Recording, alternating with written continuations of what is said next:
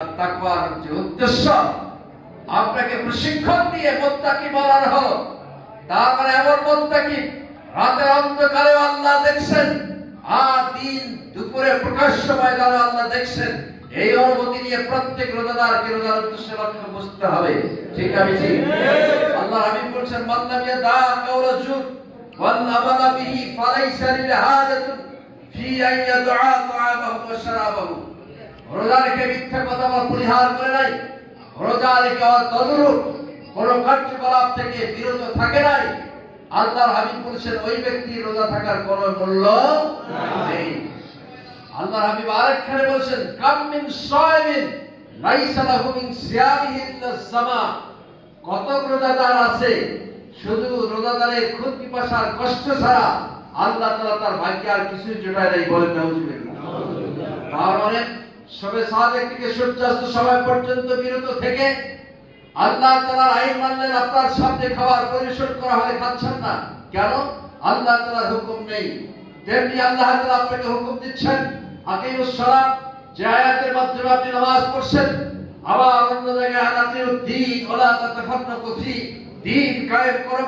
যেখানে আল্লাহর জন্য দ্বীন কায়েম নেই, সৎযোগ্য নেতৃত্ব চলছে না, প্রত্যেক তার দায়িত্ব কর্তব্য হচ্ছে আল্লাহর জমিনে আল্লাহর হুকুমেই চলতে দিতে হবে। ঠিক আছে?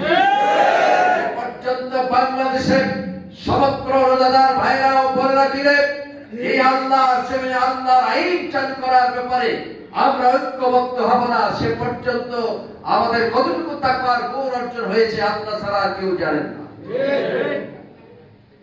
সংগ্রামী বন্ধুগণ, এরপরে আসুন মাহে রমজানের অনেক ফজিলতের কথা আমি সংক্ষেপে বলেছি। কেন এত বরকত? আল্লাহ তাআলা সূরা বাকারায় বলেছেন শাহরু রমাদানাল্লাযী উনজিলা ফীহিল কুরআন হুদাল লিন-নাস ওয়া বায়িনাতিন মিনাল হুদা ওয়াল ফুরকান। এটি সে মাস যে মাসে মহান আল্লাহ রাব্বুল আলামিন মহাগ্রন্থ আল কোরআন নাযিল করেছেন। উদ্দেশ্য হুদাল লিন-নাস, মানুষদের জন্য হেদায়েতের ব্যবস্থাপনা হিসেবে মহাগ্রন্থ আল কোরআন দিয়েছে। ব্যক্তি চলবে কেমনে, পরিবার চলবে কেমনে, রাষ্ট্র চলবে কেমনে, সমাজ চলবে কেমনে, বিচার ব্যবস্থা চলবে কেমনে, স্বরাষ্ট্রনীতি কেমনে চলবে, পররাষ্ট্রনীতি চলবে কেমনে, অর্থনৈতিক ব্যবস্থা কেমনে চলবে, এইভাবে একটি রাষ্ট্র ব্যবস্থা পরিচালনার জন্য মহাগ্রন্থ আল কোরআনে আল্লাহ তাআলা বিশদ বিস্তারিত আলোচনা করেছেন। ঠিক কিনা? কিন্তু আমাদের মাঝে কিছু লোকের বদ্ধ ধারণা হলো এই কোরআন দিয়ে নামাজ পড়ব, এই কোরআন আমরা তেলাওয়াত করব, আর এই কোরআনকে পার্লামেন্টে নিয়ে যেতে হবে, এটা রাজনীতিকরণ করা যাবে না। এরকম কিছু মুসলমান আছে না নাই?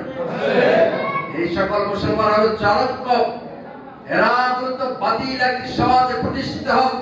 এই সকল রোজাদারদেরকে আমি আহ্বান জানাতে চাই, বাংলাদেশের ভূখণ্ডে যেভাবে অনৈতিকতা ছড়িয়ে পড়েছে, যেভাবে করে সন্ত্রাস ছড়িয়ে পড়েছে, দুর্নীতির সয়লাব হয়ে যাচ্ছে, এটাকে যদি রোধ করতে হয় আজকে সমগ্র বাংলাদেশের সকল রোজাদারদেরকে ঐক্যবদ্ধ হতে হবে, মুত্তাকি হওয়ার প্রমাণ করতে হবে।